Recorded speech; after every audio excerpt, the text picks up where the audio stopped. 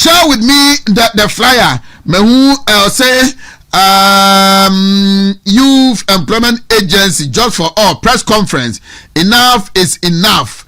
300 staff of Youth Employment Agency YEA engage the media over 10 months on paid salary. And omu media partners, no, and so atwase and also so ediano. Youth Employment over 300 staff of Youth Employment.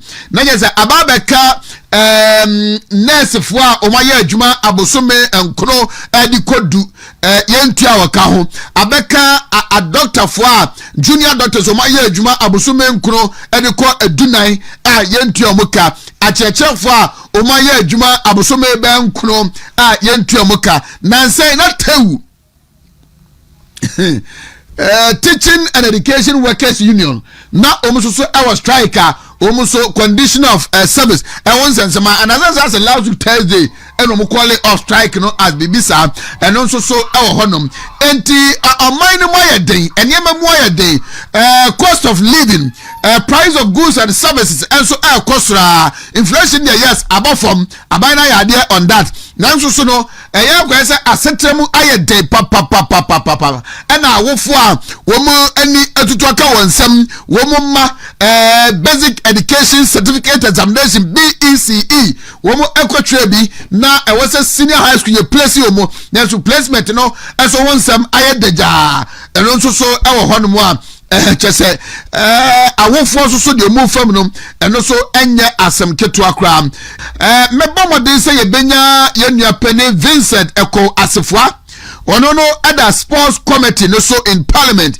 na yenina din komo se ebo de yetete efa sports levia eba no eno ehun asem etesai na yenino edin komo waye babunu de waye adwafo ahamiensa a womususo yentua mokai abosume bankuno edekọ abosume eduno eno nsoso no yahwe na yedi eno soso eho enkomo na nanka ewose bosume dia yewramu yi no na wotwe dikan ya kwa na wotwe besim no na the ninth parliament eya mrasebejafo wonse omuba ahomegiem eba abosume mienu muani na awasanka na wotwe a yewrami anasa na wotwe ye bewramu no ewo bosume dum no na womo ekọ emrasebejafie na omosai ekwehye asetenase bio na omudi omudwumadie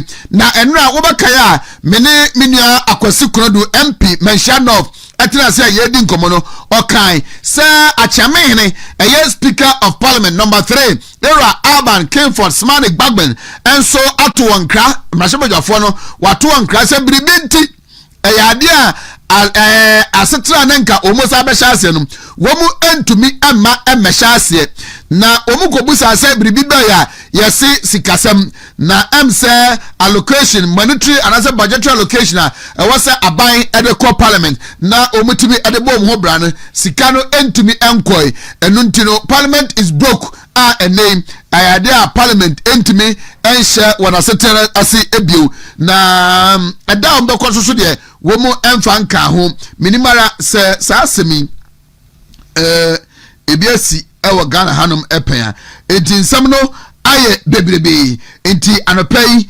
yebehwe eno so eho asem na yedi eho enkomo ewo afidie so enti parliament unable to resume this week and as next week based on engratua achamehene enso so ede akọ amamra sebejafo sports levy eba sa enso so na oil marketing companies OMCs no enso na wachi abokoko se anafo yenye ready se fang obo nintumu no a ekosoro no in the coming days bekoko sura sa ejina so ama ka kwanya bedie wo mom ya commercial vehicles no transport operators no enso abeka se in their next pricing window cash entiade ombatum transportation fares eba be kosoro if is a fang obo enso so kosoro eno enso so eho asem nyaani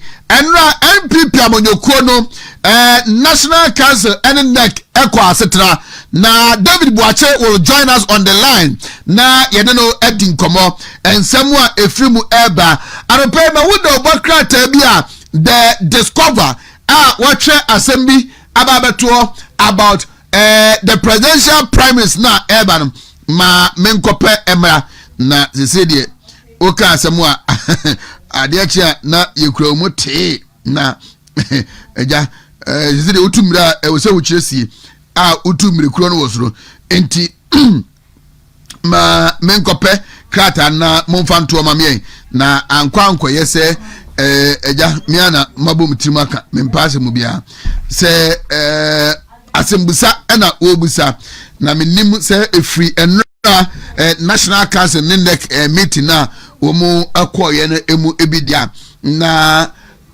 de am ngongo se mahu delis dodo na anopei na sa discover newspaper no nko a na sa Asem0se na edanimu se Kwabena Japan disqualified from NPP race, and then he ends it with a question mark. Asem0se na obusa na Mario da obokrata ahodo no mu a maintain bebia apart from discover yi mu nko a na eno so no ye behwe na ye di hunko nyame aduma yera Kwabena Japan Friday na Ocean Ashanti regional tour no ase Dr. Oseye Oduchum ewo ahafo region ene Bono region honom no Dr. Mahama Baumia and so Greater Accra before election 2024 yenkotie Aduna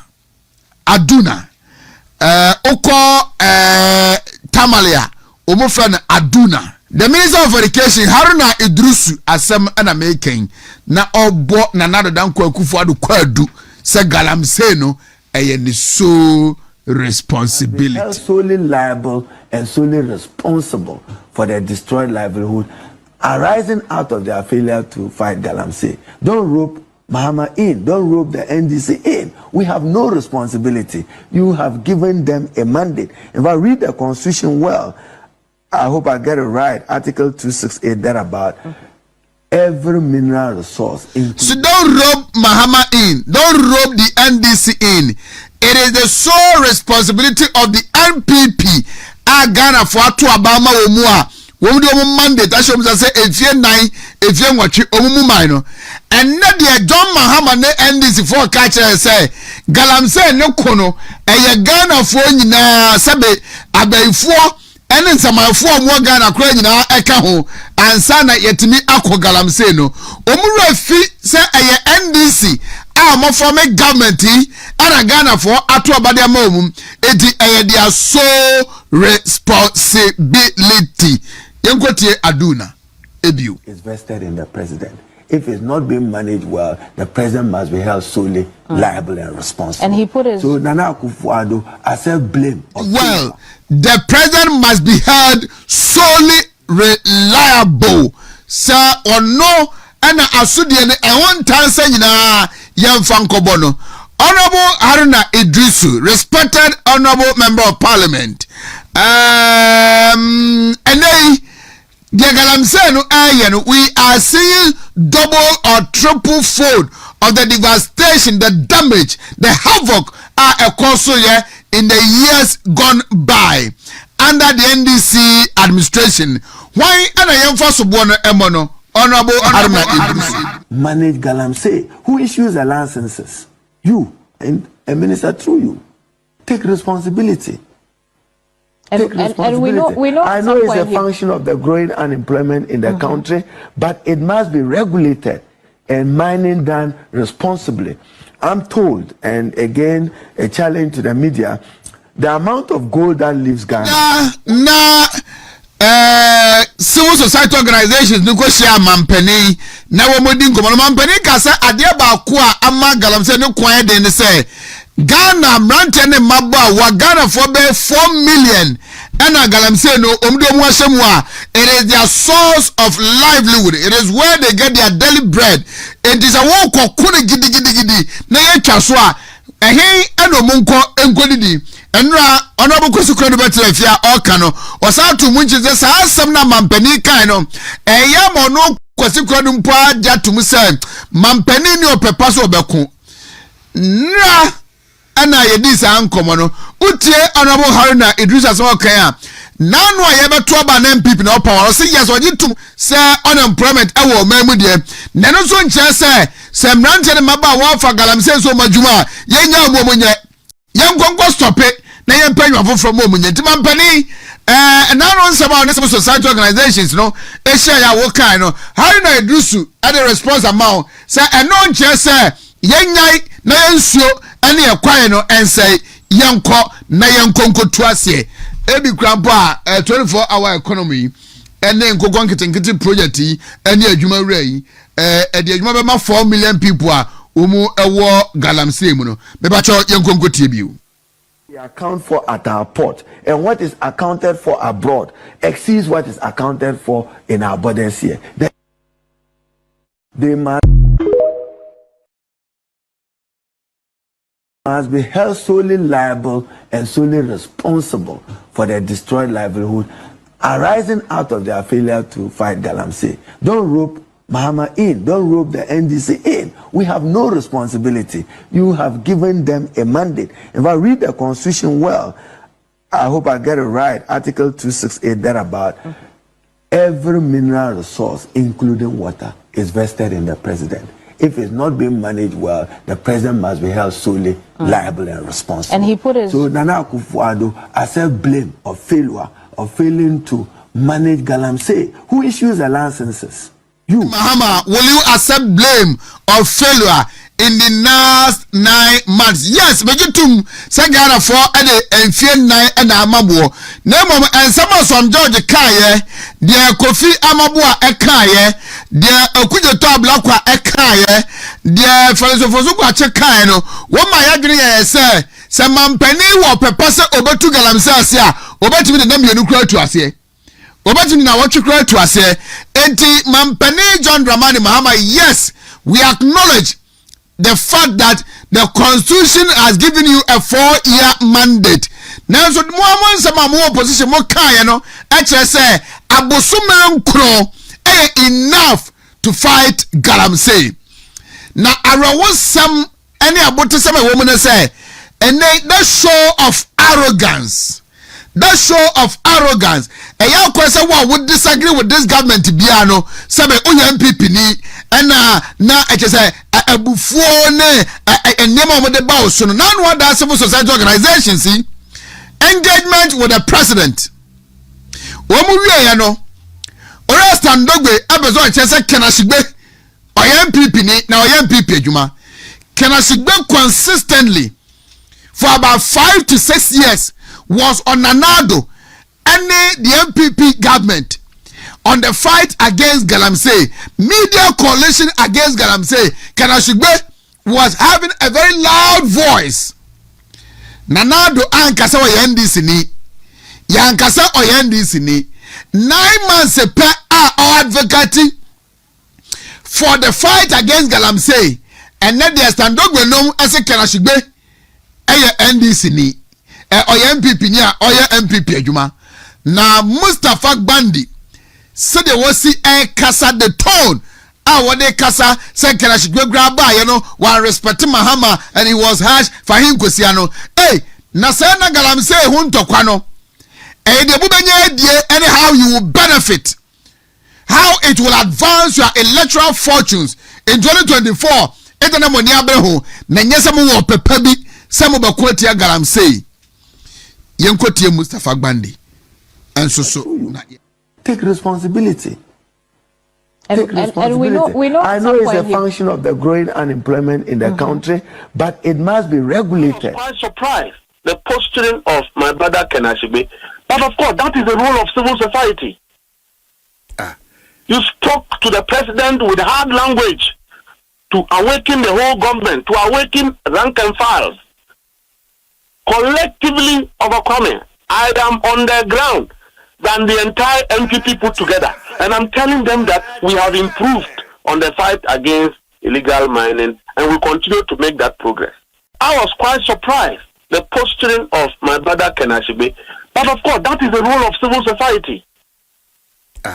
You spoke to the president with hard language to awaken the whole government, to awaken rank and files, collectively overcoming. I am on the ground than the entire NPP put together. And I'm telling them that we have improved on the fight against illegal mining and we continue to make that progress. I was quite surprised. The posturing of language, the president. Na menyesho and somewhere the media coalition against Galamsey and Kalashibemu Ekayano Omaka 2% of it cry at NDC abai. In any case, Momwame na main quartier Ora Kanashigbe and Samoa Wakaye when the civil society organizations met the president of the Republic of Ghana, your president, my president, our president. I obetimi astopo Galamsey because of Samoa.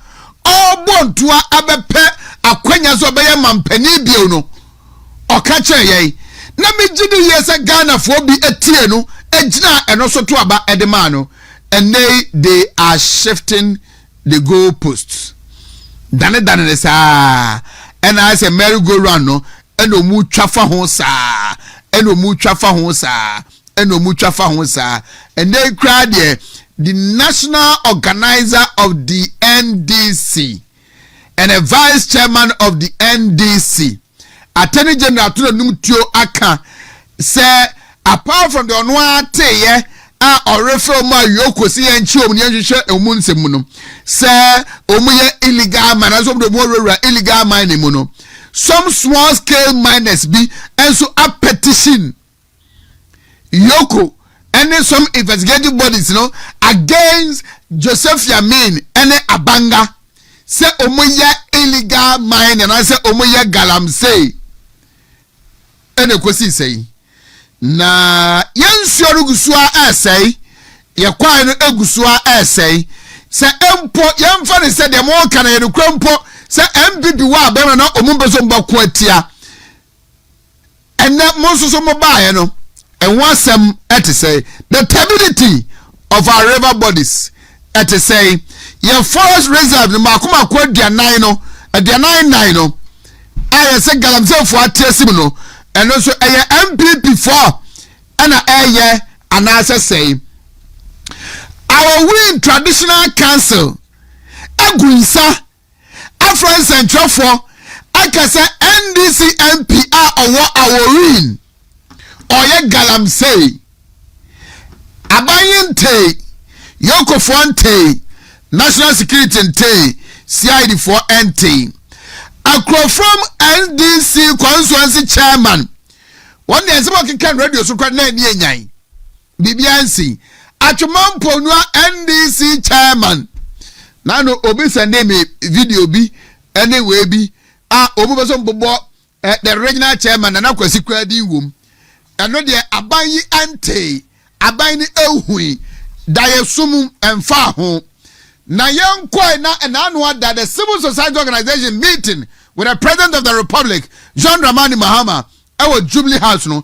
Can I shigben semo wakaya and they almost say anunti MPP ni and a worker say Yambra Galamsey say the beya NDC be unpopular na onukwano or you so hard language yenkoti. Yeah, even only about Akontamai. The Attorney General has referred some, but the elephant in the room was not mentioned. You heard the Attorney General talk only about Akontamai. The Attorney General has referred some politically exposed persons to the Iyoko. We've not heard anything about that. There are some politically exposed persons that we, the Ghana Coalition Against Galamsey, have petitioned you about. We've not heard anything about that. There are some chiefs that are complicit in it. So let me read just a short bit of what our ask is. Our ask is that given the unprecedented crisis and the fact that our demands are clear, we ask you, His Excellency, to clearly tell us in granular definition, your granular definition of success in the fight against Galamsey. Also share with us very definitive roadmap that would include key milestones and timelines and how we are going to get there. We believe that the work that has been done by EPA and all about the level of heavy metals in our water bodies, the turbidities that have gone above 98,000 NTUs, and my brother, the scientist, that report he shared with us, unfortunately, for all of us who are scientists, we know that this is not how you measure water quality. We know that that's not how you do it. You need to deal with the seasonalities. You need to deal with what the water quality index is, what you should be sharing with us and telling us what is it that we've been consuming as a people. And all of us, our lives are at risk. Our lives are at very risk. So we ask that His Excellency, you also tell us what benchmark would compel you to invoke the state of emergency, which you term is your last resort. We believe that the state of emergency is critical to carrying out some of the things that the minister has spoken about, to deal with the ecocidal genocide that is being perpetuated against all of us as Ghanaians. We also ask that the fast-track court that is being mentioned, timelines be put to them, and then the key things be also mentioned. What are the key performance indicators that have been given to our MCs, DCs, police commanders in areas where Galamsey is still going on? And what are the consequences for failure? Because we see a lot of them failing, but nothing is happening to them. We also ask that the chiefs, that some of them that are doing good work, and the examples of them, Mampong, Gemma, and there's a community where they have a water body called... Dr. Shigbe, not to rush you, because of time, I would kindly ask that you wrap up, so that... Okay, I would wrap up. Yeah. So our quest is that the chiefs, anywhere that Galamsey is going on, the chiefs are either acquiescing or they know something about it. Those lands be confiscated and the chiefs be investigated for complicity. But the elephant in the room was not mentioned. You heard the Attorney General talk only about Akontamai. Minimara mu tie me anope ana mo hwe me anope no.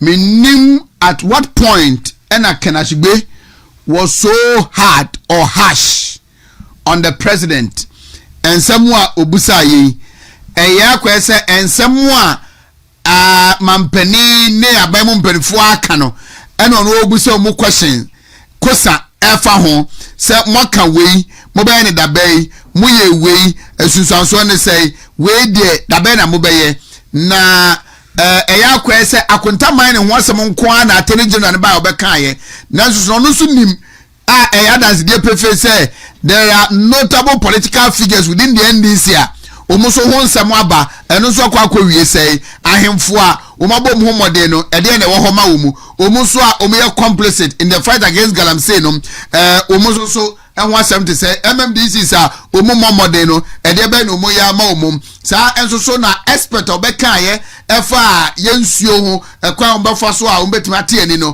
okaje say omunyina ye scientist omonu say enya no kura ensem no woka mampani ke be chiom no enya sa de te no kura bi anim. I don't think maybe ebi amede me ni aso me ntini ye na video na me hwere ma hu ni ye but mo am wa bonten no ede be pa na Kenashigbe kan ya sabe ensem anu ode an na NDC fo atomani asu ni so se oye MPP ni MPP adwuma na oye na oba ye no se o sikasa no amu mampani na mfahin kosia. If you compare the energy they used to do the advocacy and the MPP, we're going to think because my charitable. Na when I leave some questions, I'm going to say, so pa say, Galamsey no, NDC are my abai, o my imagine say, Ombako, to us here. And then some patcho marching. Majusumia, I never, Medasi, ne wakasa. I think a lot of people are monitoring what you are doing. You are working for God and country. Now, I won't say the NDC fight against Galamsey. Maybe no children with him fight against Galamsey. They can't do it. They're only doing politics with Galamsey. realities on the ground no be jina no be ka galamsey ho asema o say o bo chema won to me dey say mo kochi no na no me koso ground so no o me hu na so mu meeting just the bibie no eche said John Mahama betimi akwati galamsey because omo ya complicit say no na kana shi be ebisa say omo ye NDC for now they have a hand in this galamsey na ya report yama aban and am be no metu afa they've not been able to do anything about that more organizer more national organizer there is evidence say national organizer of NDC took galamsey din omo vice chairman took galamsey din and for party chairman have been caught evidence are there the MPs omo nyina do mo wura galamsey omo yen din but NDC for the almost omo ntefe na politics na mo be play se be ye gu obi so ena chairman want to mean the target but they should not say they are failing. They should go to the grounds and listen to what people are saying. I'm for bo mechi din say omo dey serious as a government oba na mo be na mutu council of elders regional representative or council of council of state members and omo na ya mo last omo to good eastern region in other area voter region representative or council of state wo mo na mo last omo to good into omo ko omo tu John Mahama funu kra no ye do makwa ko wura gold tom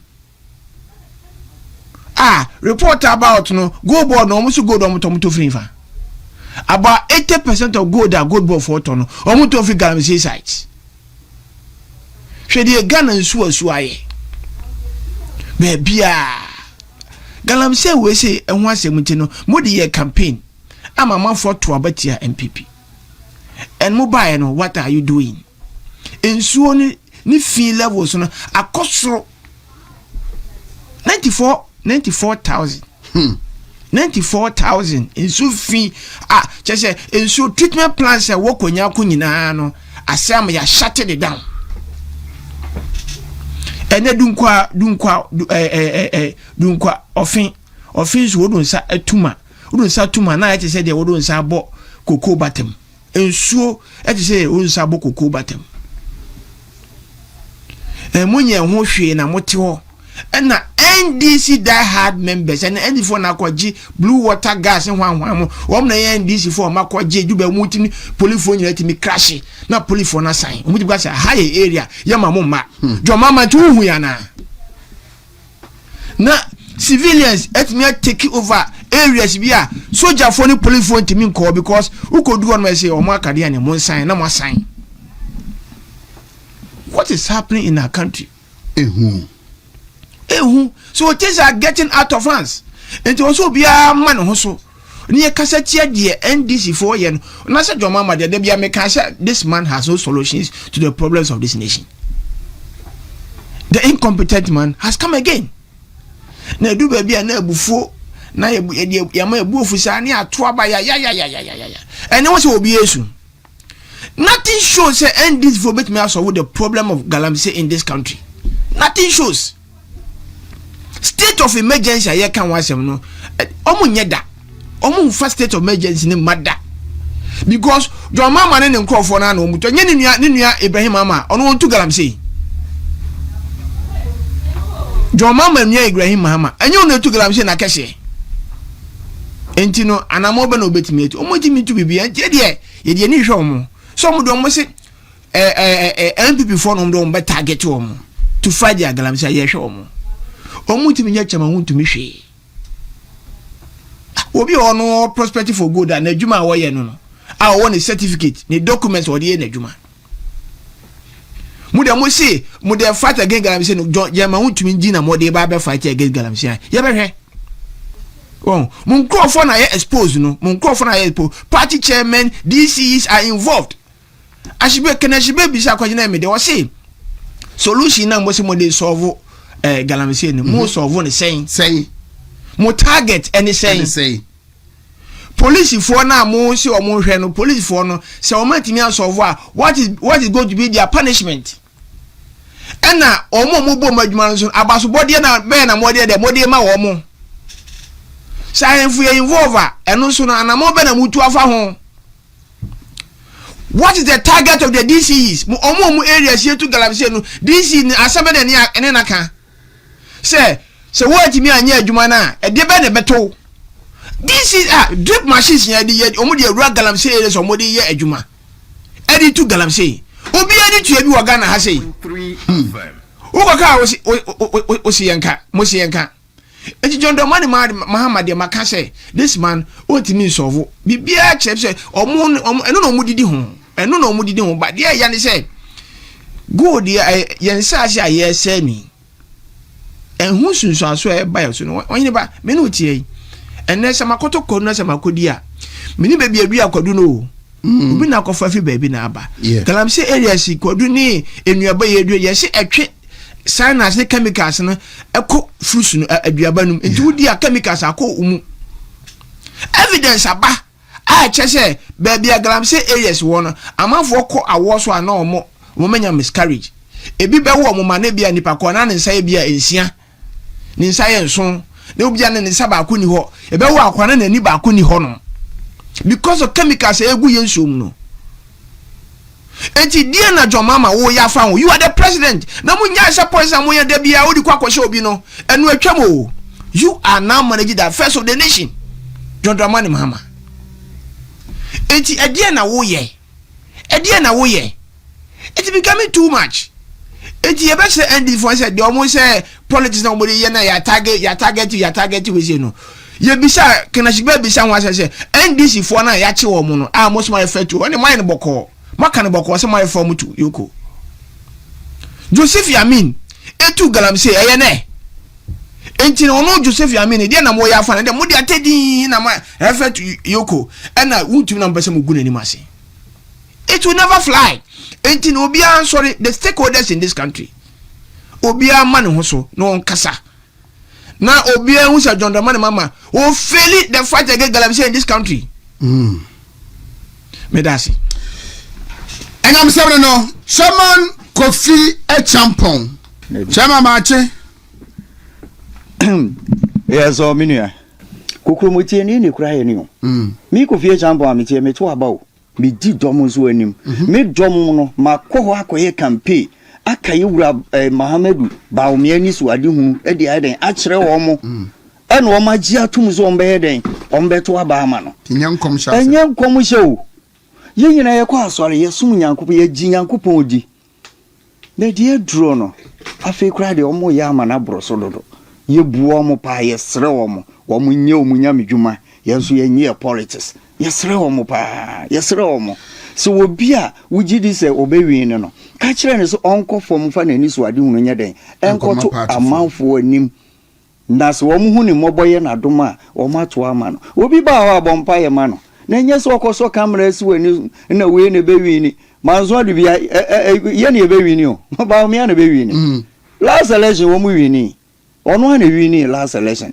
this election 2026 31st January obesa wini I see obesa wini ti ebesre wo say yenye den me da say wo harum pay mema wa wuramu wo Galamsey nsem no so but ye free abam no by 31st December 2024 na agenda 11 say be wo constituency bi wo ho na adru stage be yo me da say yewura Akufo-Addo one yewura baomia amemuo ya ekowie 2024 no na agenda 111 no manso de bia constituency enso ye den yenya echefa ye fra be mo menua ne dan no ye si aboso ya boso plastic na ye den ekoso na me no wokasai contract bia anye den enisai nti 9 months adwuma na aka ho no saban ye so be wi anko betima wi o sabre nko betima wi o hena ba sa me de woni sa me contractor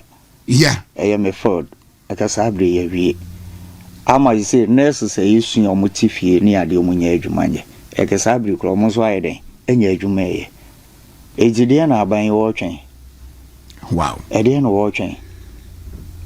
9 months eko 1 year ni. Untimi meka say enjoy you. Ebre na niu. Obi a oji aketua de, uni ministers ne MCs ne adeje aketua. Na beka jem say 9 months. 9 months mitimi disidan o. 9 months mitimi disidan. Na dan a yesi aboso. Eye plastin. Na 9 months ni. Wosi wuntimi mfa nwie. Na yenya wodan biem. Enti no ese the fight against Galamsey. Na wo kan kura minua. Agenda 111 de enyi ye ni aban we nya de so obeye. Enti no ya His Excellency Dr. Mahama Dubaomiase wo ba obeye den. To the Ghana Medical Association president to say confanoche pressure basu. Now the health system in Ashanti region no it is near collapse. Ya hwe ebejiegu.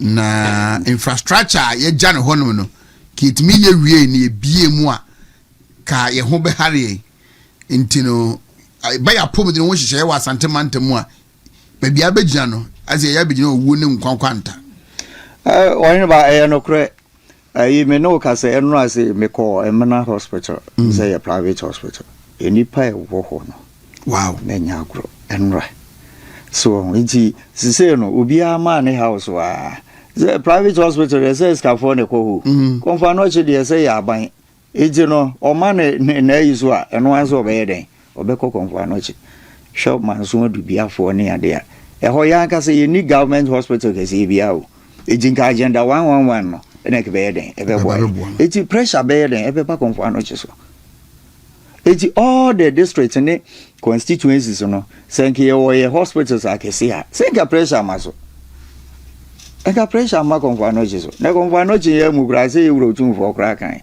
o se konfano chi na yare konfano chi na yare no onsa no yare ye de no obehwe eyi so eji no pressure ne de ebe ba so na Ashanti region de bia meka si ye to aba ne ye to aba ma NDC a na akoye punishment e de amaye enso wo hwe vote o munya wo ha no ma voter region no kra o mo se ye wo mo yi no kra no ye vote na e wa ha wo NDC fo nya no etwa wo mo de wo ni ma de kokko check ehwe enso no ye ka mo se o mo to aba ma NPP EGBB a NPP di o mo nsa ye nsa be ka bi e be fra ba mu bia no na ade na eden aka ho so eji yura mama sise ni de wo na wo ye Ghana president ye de tumi ni nyina ma ye sika ye taxpayers money ye bi bia ho ne wo ye besro se onso twani ehwa Ashanti region na Ashanti region so ene ka ho e ma vote ye den e course ro timbe wi ni aba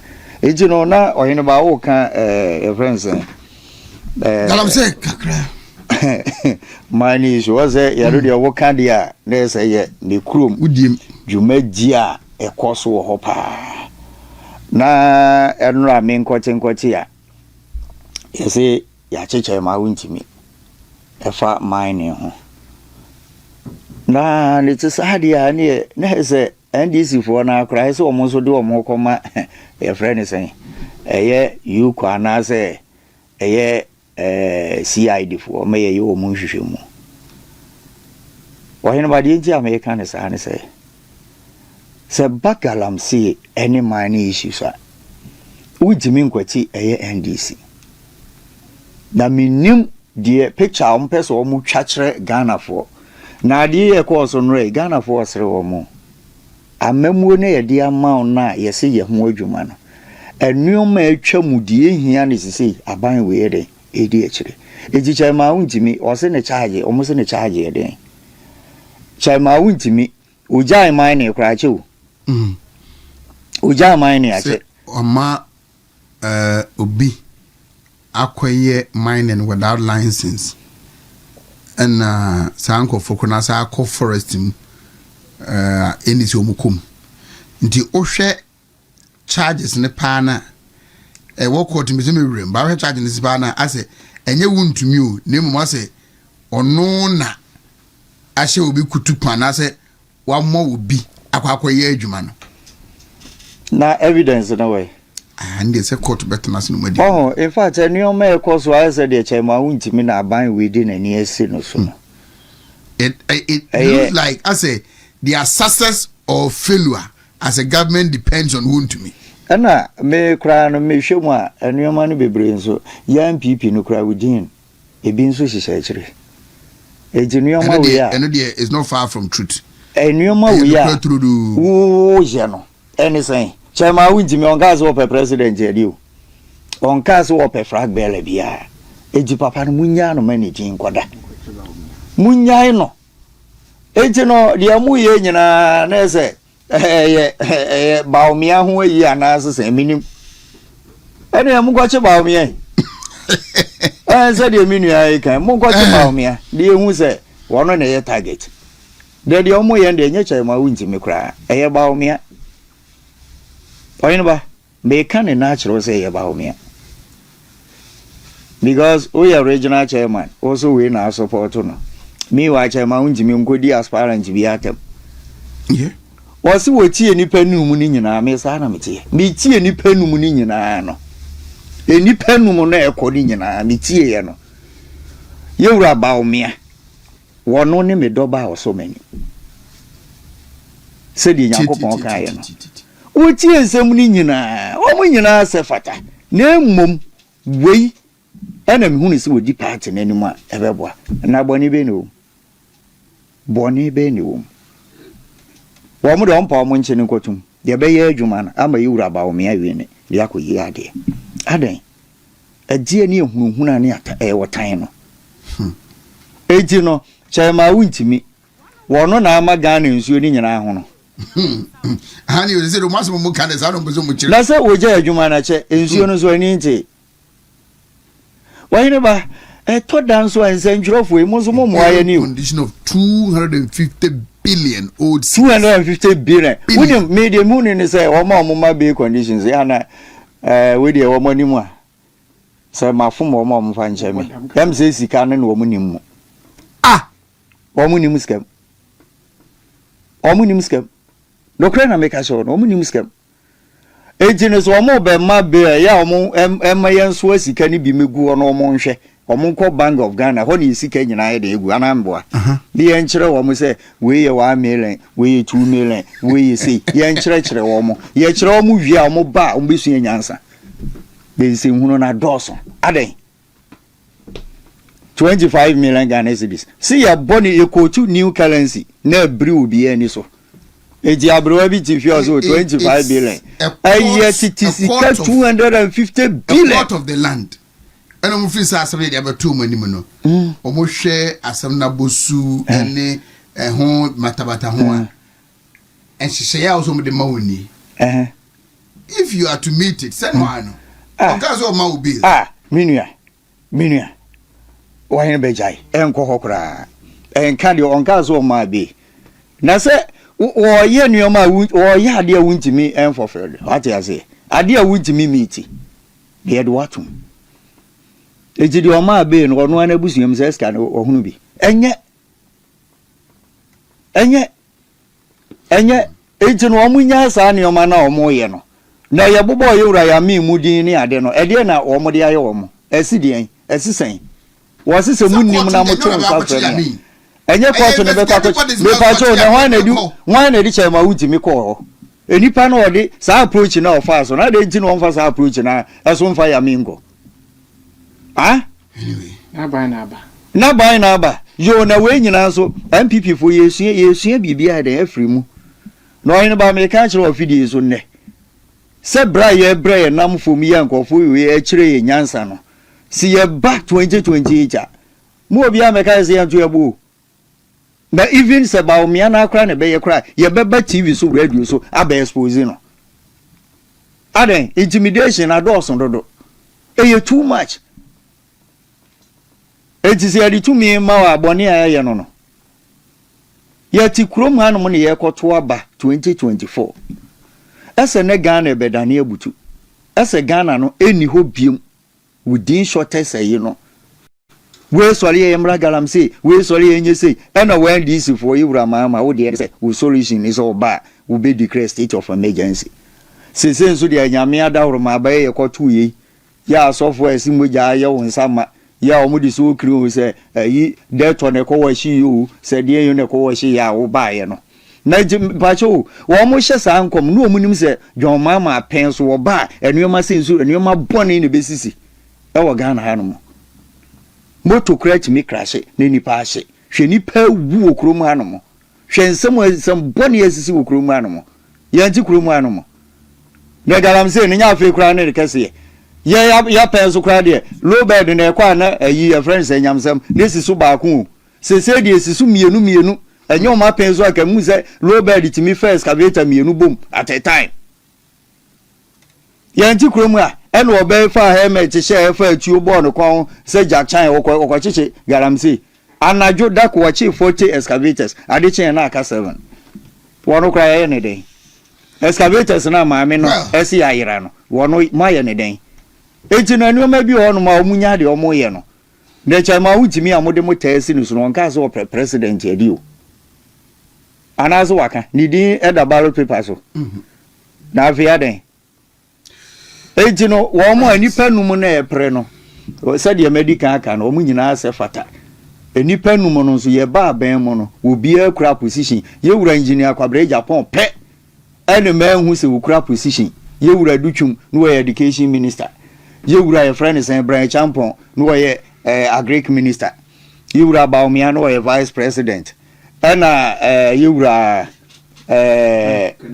Canada Japan wono so no ye board chairman Ghana Gas ne yere kra na she pers authority bo yi ewo your friends tema habo ejidi ebiem ye hu obi ani ni nwuma ukomi kroma Ghana Gas pipeline ne bi da ho astro tafi anye bi amama nso adubia yanye bia maye eji ehu obi ansa anu nyuma na ewura ba omi asese wo ba si ye tam contract kese mani pa ba ko do odi abinya no hu si tam no we have a party me na hwe mu no ebinya den ebi nsipiem relax bra twache me joso let's say nyame adom mame ntio se ya chicha mo ntumi na de na ko court remind na say na office where party na ya the simple because of internal election it so be to you obi se empire no bon se umbe kase de bia ma report no nka enya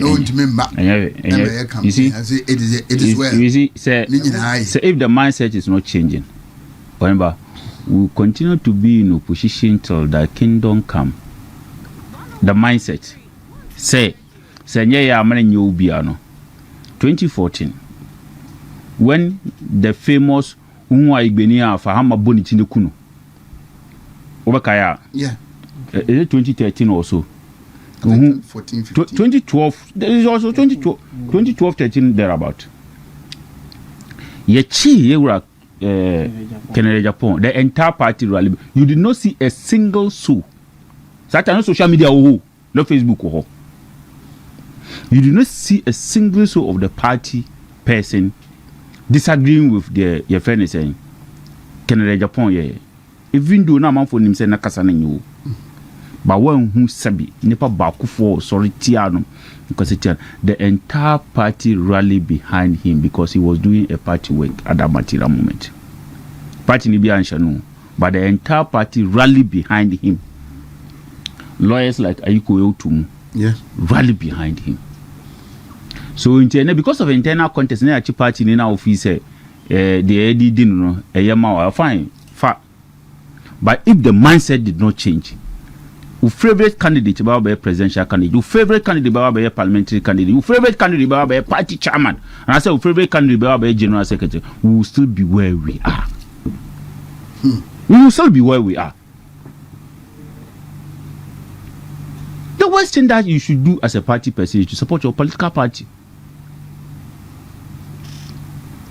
Nipa ya enwa ye detaining onyo obi oya say the attorney general prayed to the court that the court should seize his passport, and indeed the court seized his passport and I just annotated. Yeah. So what is the Rambo style? And I said, then what is it again? Dembium. Because nipa no when you're seizing the passport in the apart from Kumasi ni Accra, Otukwan. Na me chama kwa the last 5 years. Me just Otukwan more than 3. Was Ghana UK. Ni menyi na abroad o ma ba Ghana so munya den. Engosu. So ya jikure. So that action na ya no. Oh, I'm honestly speaking, me blame Obiao. Me blame the last MPP administration. Oh yeah. Me blame the last MPP administration. Oh yes, Omo Ghana for young fancha, my parliamentarians, they knew Omojiji Sika, they did not even pay back. They did not even pay back. Yeah, the chomo, and then who could turn the age? Earlier, you make a submission. Oh, say NDC about now, acquire say almost success and the failure agent amount. And indeed, yes, that's how it is. Because there was some hollow Ghanaians or Monama Wantia, they first say a cheap chamoon to me to my no one be a switcher.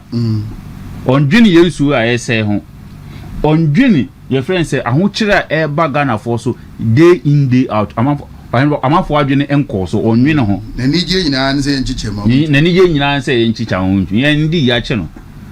But your friend said, GPR 2 year catches a 2 petrol more the next time I took a cable. They said it yesterday. Yeah. And indeed, Bosomi you bet 2 petrol. Say 2 petrol more. You bet that one has nothing to do with Chamaun to me. Who natural will be the Obu man and Omuni now. Let's get that one clear. Echi Babuna Yaba. Ha. Yura kota yura ba umechi. Yura kota your friend is Kennedy chi. Maybe a dear friend saying your Brian champion chi.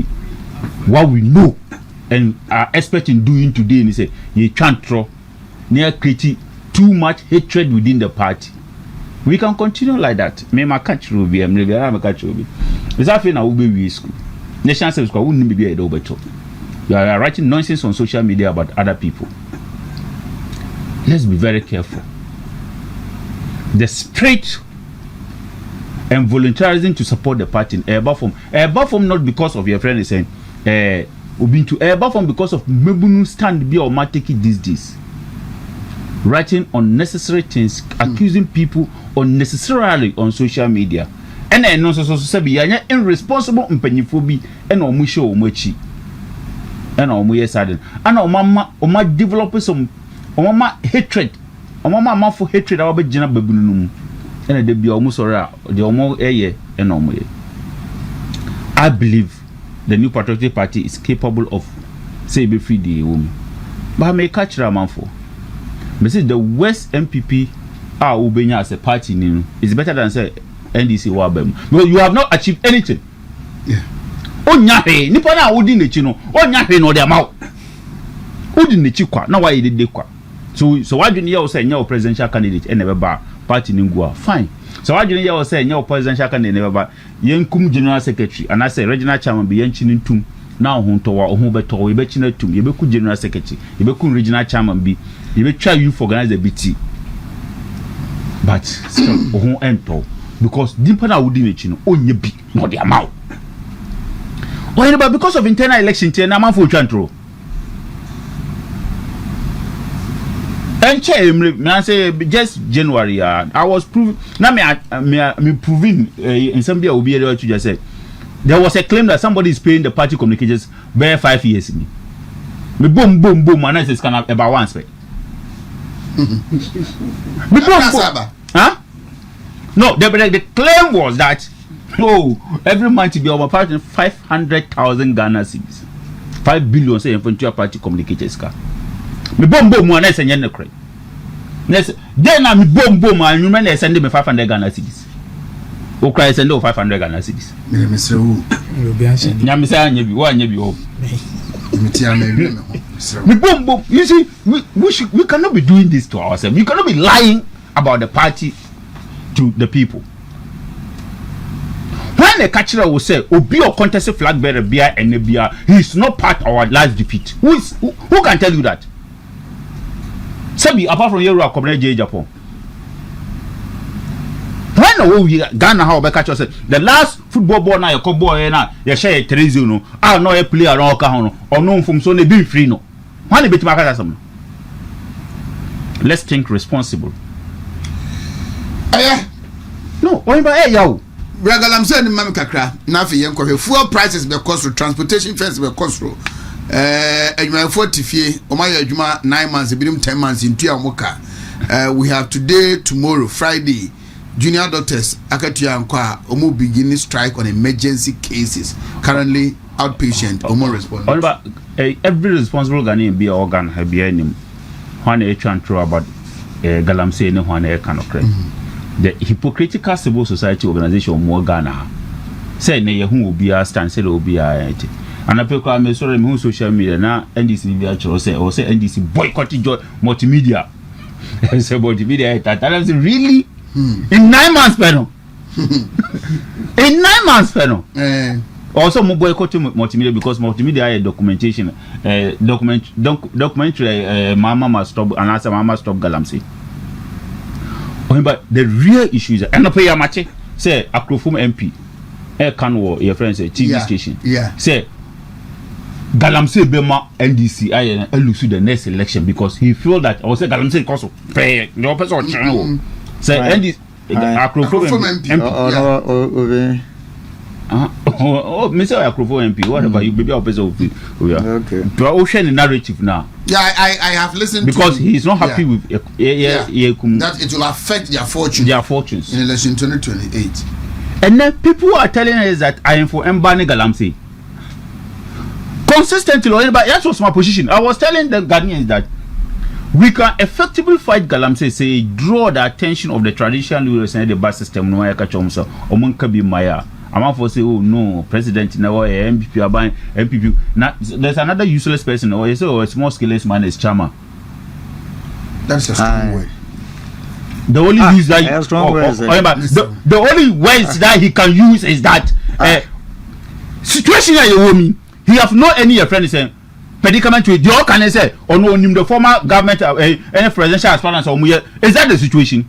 The can say so you very soon you will name them. And to tell me that he's not useless.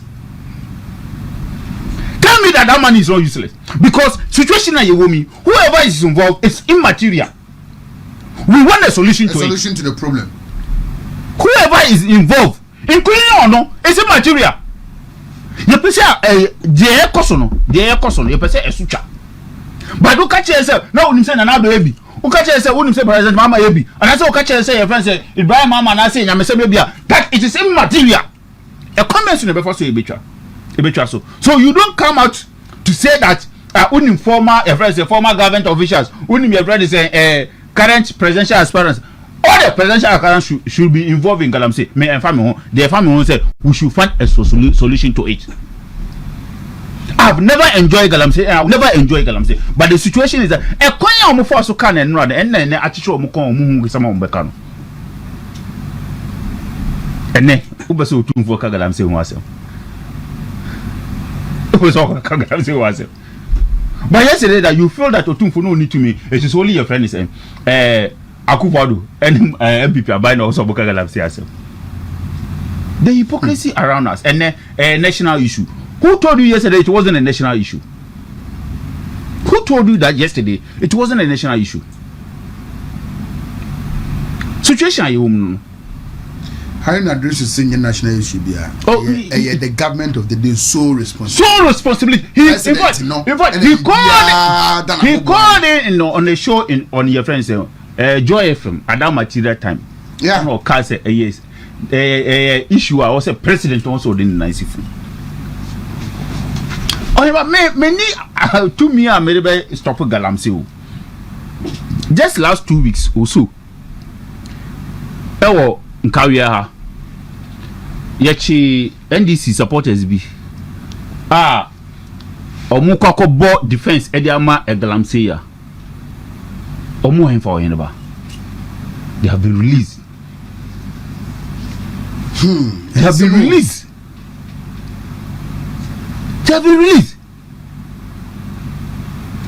broad daylight a Juman who's a man for you. Galamsey. We see it. Obia Nama say yes, Galamsey no cost Obia. The government is quiet. Or play diversionary tactics. Because anything chamamu to me YEA and then detention in Abai. Unless it take some 2-3 weeks. Na Galamsey in a coso. And then by the time I be jai chamamu to me na wanyan fa hu na say obofi na say wa start take kokoto na asam no na side die off na finish our phone for is playing Mahama say oba nyima obewo owa ebehu oba na bema owa ebehu ana oba na se so it's just a matter of time me last enyam sambra Oyeba obi can describe Ghana today emana the state of Ghana today Oyeba the state of Ghana today pa me say obi ohwe wontumi ti bibia ye no ye kan one by one ni ahwese asema me kan me boa the state of Ghana today a joblessness in the country aban bedi o man no single jobs enuma wontimi creative ma Ghana for emrante ne mabawa ebre the youth our modi abufu our man to abano now they are feeling the heat in this country. The state of Ghana today, and it's the fuel prices, they be a cost. They be a cost. And there's no solution to this problem. The state of Ghana today, and they say, doctors cry here, Juma in Chomuka. Junior doctors, 11 months, is 9 months in Chomuka. And doctors almost strike. Whenever Asem. The state of Ghana today, a high cost of living. And not to idea calling by your toes, ya boy do as you mean. At the end of that one, I will turn yen talk. A but also cry a tonica crab, not Uzikana Wunya, no, not one at the Cotobian Yedi. In the Ghana for one who chill him. Now, the mama be the president, you musu and assassin. They say the state of Ghana today, and they say Boku and Sensem. And that's of course, and then a month one we say, send a yet about me, and it's for the politics in this country. And then Boku crisis, and you pay who under John Domani Maman, and more than 8 years in a brand MPP, and the Boku crisis in this country. Nipe who says your mama be the president, what has he been able to do about that? And not who say and before you sue I don't mean politics. The state of Ghana today, and they say unprecedented in the history of Ghana. Say Bole President Mahama Krumkwa a be refugees. Ghana for than refugees will be my so. President in our backyard, New Krum. The state of Ghana today, and they say, there is galamsey all over the country. And the NDC for be focus on fighting against galamsey in this country. They are not doing that, or more diverted tactics. So Obekai say, Yeka galamsey once and say more, and almost share that events vice events Mami kwa Tokono. Oh, Chief Justice. Yeah, get through Tokono. Yeah, ye ni free honor. And a discussion no. Yanka wasn't bio. And ne galam say once sama bama ye ka. Mu say John event say ye papa want to me a popular and more arrest and say be diverted discussion no. Ne ababeka want to me ho asem. Na galam say e ho asem ye jaika. Ba ye beka want to me ho asem. Galamsey so yebeka ho asem ubia hu say John Dramani Mahama couldn't solve the fight against galamsey in this country aginism and diversionary tactic no man hu hia ena omoye ena but what they have to know is Woon to me is a hero. Woon to me they been want to me on mutaga and the for mobile ben mo no say what person mo achievement nya ni say chema Woon to me na mo genatu. The state of this country. And he say, and Ghana a democratic country, no. There is now a reign of terror. Ye maun kasamponi abecho. Nana go for the time. Among for kasa ya, among for kasa pao. But near see democracy in the aiding. Never they didn't see ye. And who be one na NDC, your mama, no asomani ababecho. Ubi wano ani asmani abacho and nipa ntimi nya ne fa hu die ewo Ghana ase but bibia wona wiye and Ghana fo nyina hunu bi se bibia wona wiye minim se enchen 2028 baba na edu hono ma Ghana fo be cho madwene ama His Excellency Dr. Mahmoud Bawumia aba be president. When the born is Dr. Bawumia team no more back breeze. Now the campaign is so effective. There a hard journey said Dr. Bawumia once we unify or can you in a book.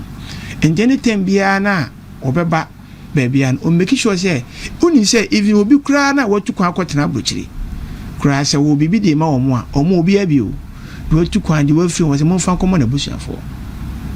And so ebinum dear near friendly per 22222 33333 near Kosho near Bomusika 2. Now, Saturday no more, and say, I'm police station for campaign or more. You see, said the amount of phone for fire on I'm police station for the book for this year for no. Not about me about what she will be. Even the one who cries off our common bush for. They want to cry more for command here. Now, Modia Moba, your friend, you knew me and son. You shall call you Pina, let their common no maba. Into almost uncle for no more to Abamon. The Bomia campaign about Quabris, led by Emia Salimbamba. I just our boy, Juma Salimbamba, and Mama China, and Helena Mensa, Lady Na, or Contesse, my many a guy too. No means my many a guy. After I see me cross my American company, one winning leisure crab by DMP. And you're the name of I may say, my many a guy, Mamma, no, when you're Betty and is that way? Miss Helena Betty and Beauty of my about doing jail. Maybe one my minimum. Miss Helena Betty, I'm not watching Corbett 3 times now. Won't cook myself. I'm not watching you.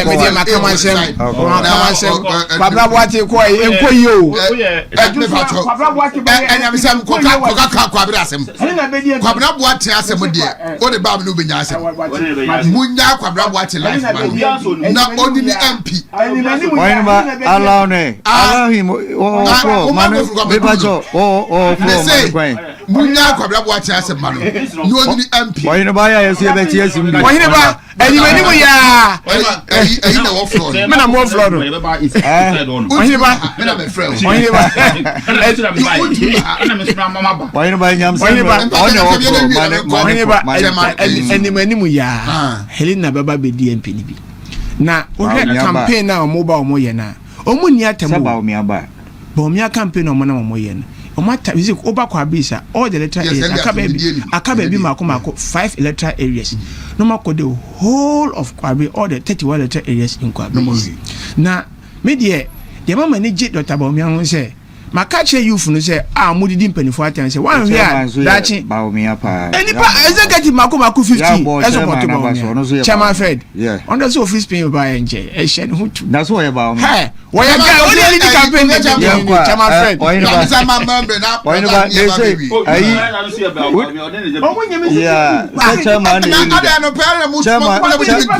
Chairman leader. Why not? Chairman Fred will pass. Me better or few days so. Someone's going to be up for shep papa. And some crew, man's going to be up for shena. I'm supposed to be at the say, yeah. Me polling station ni back on your friend Chibozo. Na oka campaign team no. Na maamu ni din Chibo. Me bo abas we ya.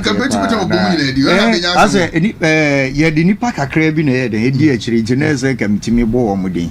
Yeah. Manson Kran Assembly member, yeah, was a communication officer, and also campaign. My friend Amingo, Prempe. Or anybody say, William, betting tax is in a deal for Friday Amano. Betting tax na sports levy na yeah, it is yeah, no any Yamano. Say, or best community mining at the core, a friend is saying. Responsible mining, yeah, who is in Bibrino. You see, betting tax and so, you know, a friend of sports tax. It's a minimum difference heading.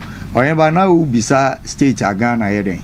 A woman CCA, Minuanium, some Bobby Breso. Me come here say, for the beer higher than any nature fowl, Ura, Mahama, and Memuimu. A year it's more din side, a much ja, a coso. O share or ma car dealers. This is about do garage be a higher than I am cars and the other he and talk. ana wokɔ akuafoɔ nso side a ɔmo nso ahokyerɛ sɛ yɛse kuku ɛkɔ 65 million ɛyɛ 6500 yɛno ɛna obi de yɛ den ɛkɔto aba ɛde ti a MPP aban ya aban wei baayɛ ɔntumi anyɛ den amfa nuru 4000 po wogyina 3000 waa ɛtisese saa ntoro no a wotwaeɛ no ɛnokora no ayɛ den abɛda adi na wohwɛ bɔko issues ya wɔ se ɛyɛ yɛwura abaomia ɛna kratuo yɛwura abaomia na ɛyɛ takra wogyem MPP aban ba so a ɛba aban mu a ɛna bɔko ɛntɔkwa yɛ den ɛrise sisei MPP aban ni so 9 months ni o se 10 months ni no binua yehu sisei ya ntɔkwa no kora trɛ akodu ɔno ani kurom a sisei bia ya atukɔtena wɔyene ba wote wɔ fidie so wontimi anaasɛ ɛka wobɛtumi ama example bi so Ghana ntɔkwa bi si bi a kɔnɔngo anaasɛ bi a nsawom ɛma nsawomfoɔ nyinaa atukɔtena Togo anaasɛ Burkina Faso wɔyene ba wobɛtumi ama mbi enso enne eye yewura Mahama pen so yenya etukɔtenafoɔ a sisi ebi ti Cote d'Ivoire ene bi ewo efrene sen Burkina Faso enti no wohwɛ nneɛma wee mu nyinaa ɔba wɔ so de ma bank eye den eba na wohwɛ ma bank no wɔse wotwa sen 10 million so kyɛn yewura yɛfrene sen untimi ebe no kra sika ne so kyɛn no enti minim se no wɔgye wɔde abɛyɛ wo bank na untimi be condition kwa no 76 million Ghana cedis. Yeah. And so aban ni twa 50 million Ghana cedis so they could be women's bank. Ama Ghana man now. No wasan so dey. Be for ne. Just say akonfo ni akonfo asofo man. 50 million. 50 million. Untimi nko abe. Ebiem ose osan so akon galamse ye no so na 50 million no eji wuntimi ebe conditions na eden eso che no eji na bia wo ba ye no wuntimi sese no nsem ameka emi ntimi nye na ade mehu se wo sika wo ajapade eji bo me bosia na me fanye den enkyekere wo man no saa na apeso wo kan no waka kyere wuntimi so wuntimi mfa na ajapade mo wa na ye den yes Nana ya ne de no be ka sports you ma say no sports level no na so mo kan ho hwe o mo kan ho hwe ye ti aban mu na bibia na chese ye de mu de agu ye so hwe de aban we ye enkoye sports stadium say sports stadiums be bre asay sports stadium be bre enkrantie ni nkusie na bet na so twa o ma bibia ye sports me couple South America Fancy Di Maria South America mo afi no mo fi South America do mo nim Ghana mo shele nim de course I just be be chicho mo say ejumo mo has sports team no mo so mo na fi South America Fancy Di Maria South America Argentina is one we scar mo cha mo de Colombia ade ko Ghana ni ayi qualification oni scar mo but the mechanic say the state of Ghana and you ma be be na betim di wada we but me say my pom this weather favor this weather favor for more and you have what say the state of Ghana and say obi no bet no advocate say yentwa betting tax mu na no obutua sports levy abra bet is utwa no ntwa bet o ana no advocate say yentwa sports no betua sports levy that is the state of Ghana and what's the time we nka bi all right let me have my cherry pie be share nana